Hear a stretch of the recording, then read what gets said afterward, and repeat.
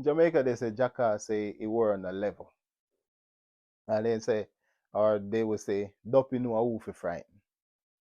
Mean a bully know who to bully. So, ladies and gentlemen, welcome back to Stream Dialogue. So, there was a strike by the US in Nigeria. The Nigerian authorities said that this strike was coordinated. They provided intelligence to the US military. Okay, if you're Nigeria is a sovereign country, should be a sovereign country. They should be able to make such decision if they want to, and so forth.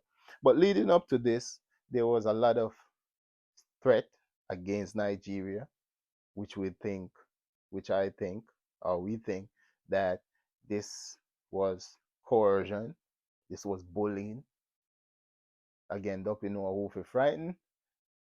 And also, Nigeria has been catching a lot of stuff.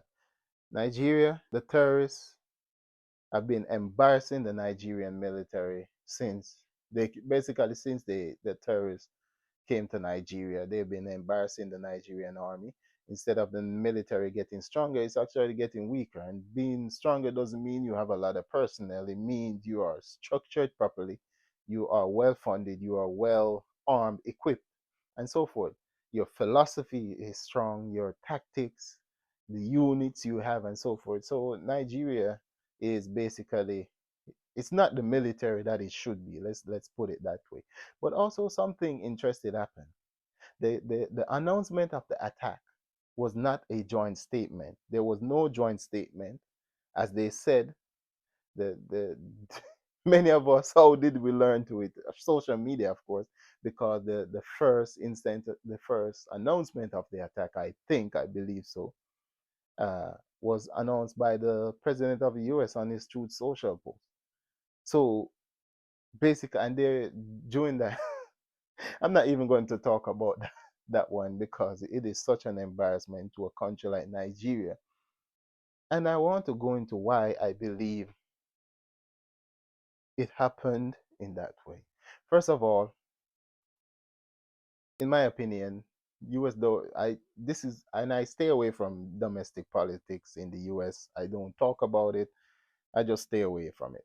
Um I believe domestically this will appeal to a certain audience, and this is the perfect time because these people have been pushing this thing about, they're holier than thou. So this is the perfect time to appeal to a domestic audience. It was on Christmas Day. So you put one and two together, you understand why. But this is also another thing. Another thing. This also shows that this Nigeria is supposed to be the most populous country in Africa. It's supposed to be one of the most powerful military in Africa.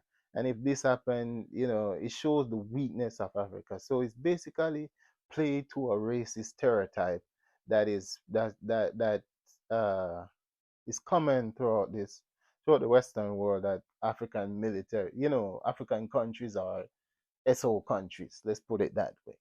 And it played to that stereotype. It is basically in my view, that is, it's an embarrassment, trying to embarrass the continent, in my opinion. And they're showing that these people are just SO. They're weak.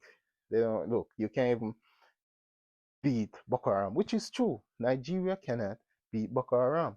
It's been there for decades, and you can't do it. And this, and in my opinion, why has this been possible? First of all, if you watch my video and it's titled "Why Imperialism is Targeting Nigeria," I said in that video that Tinubu is a Western creation. Again, investigative journalist David Hundain did a report on how Tinubu came to his rise to wealth. Let's say that, and there's is alleged drug dealing in the United States, and then it is alleged that he did a lot of stuff. But Tinubu is not new to the political scene in Nigeria. He's been around. He was the is it mayor governor of Lagos for a long time. So you understand, and it's not just him. His whole team surrounding and so forth.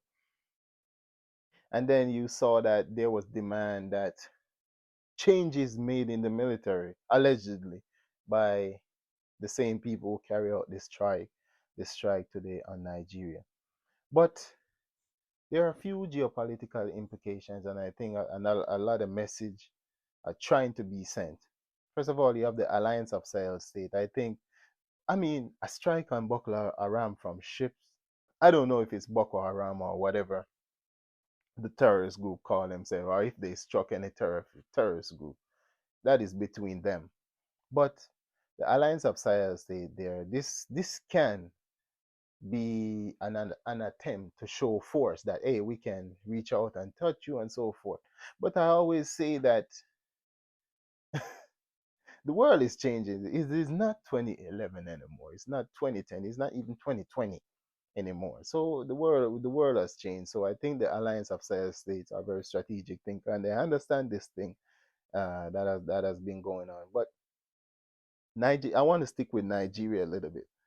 Nigeria is I believe that something is going to happen in Nigeria, and I hope and I believe it's going to be for the better. I won't say that I'm advocating for anything, and I won't say what that is. But you can put, if you use your brain, I think something is going to happen in Nigeria, and I think the Tinubu regime is giving the Nigerian military too much embarrassment. In Benin, you have the ability, as you said, and I said it before, that I believe that it wasn't the Nigerian military that stopped the coup in Benin. I believe it was the French mercenaries and of course Rwandan mercenaries. Of course, I believe that stopped it. But I believe, and there's words that allegedly it is the French that carried out the airstrikes that basically stopped the force that was about to get the puppet president. And also drones were used by the French mercenaries, of course, allegedly. Let's back up a little bit.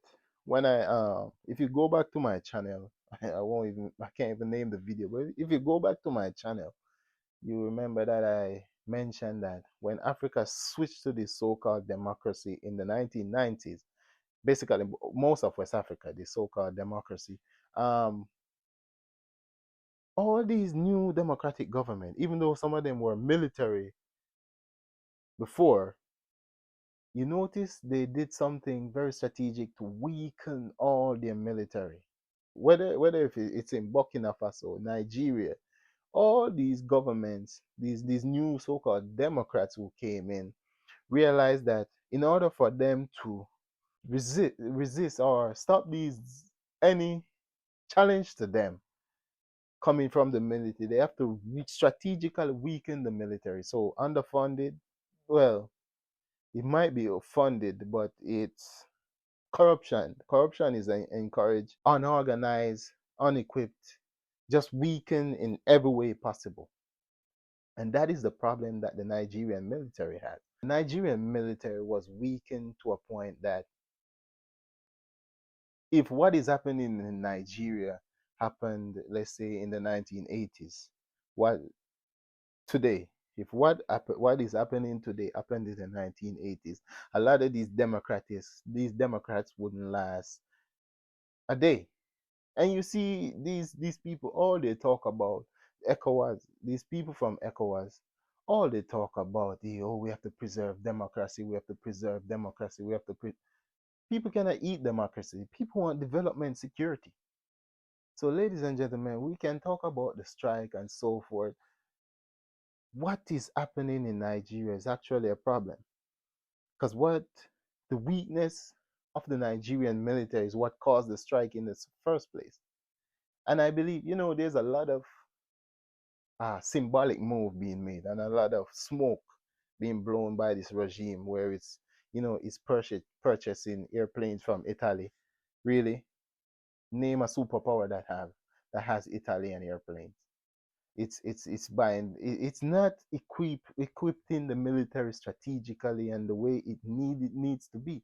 Nigeria cannot resist any peer power, and it's Nigeria is said to be the strongest military on in West Africa, but that's only on paper. Nigeria, it doesn't have the experience to fight in modern warfare, modern high intensity warfare.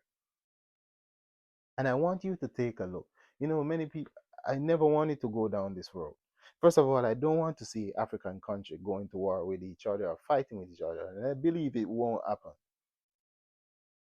But I'm not saying the AES and Nigeria will go to war. I don't think so. And I don't want that to happen. But let's take a comparison a little bit. If you've been watching the equipment, been going to Mali, Burkina Faso, and Niger, especially Burkina Faso, because they do a lot more. They will put out pictures every now and then. I'm sure they're not showing everything, but you see a lot of especially artillery. Artillery is not to fight terrorists in bush. You see a lot of modern artillery and these weapons, these equipments that are going in is not to fight terrorists that are running around in sandals in bush. It's not. It's to fight modern warfare, high intensity warfare. Eh, Basically, modern warfare is uh, artillery, drones, and so forth. And the strategy have to be different. It's not like mass offensive anymore. It has to be long. It's more of an attrition warfare in this time, and also industry. And you see, they're building their industry slowly but surely.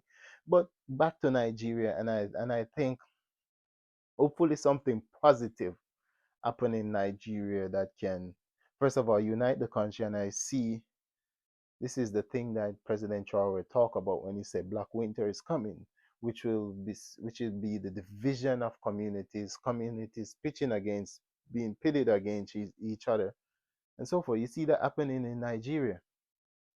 And something interesting, there are a lot of people that are taught that are, you can see that they are not necessarily with the Nigerian people or the people that they claim to defend, but their speech and their outings are basically causing the divide, religious divide, tribal divide.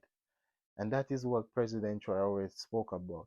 So even though Tinubu is first of all, Tinubu is the regime that any imperialist country would want. But still, Nigeria is a big country. It has the potential. You don't want that country to be stable, first of all, and you don't want the country to last if your goal is to dominate and to exploit those resources for yourself. You like it to be divided, maybe not divided officially, but you want it to be in conflict. You want it to be weak. And I believe people in Nigeria understand that. And I think something positive might happen in Nigeria. I believe it's possible. I believe it's possible because nobody thought Mali would be where it is today. Burkina Faso, 70% of the territory was gone. 70 to 80 was gone. Niger, their president used to go on TV and demean their military. Nobody thought anything like that would happen, but it happened. And I believe in the people of West Africa, and I believe in the people of Nigeria, and I believe in this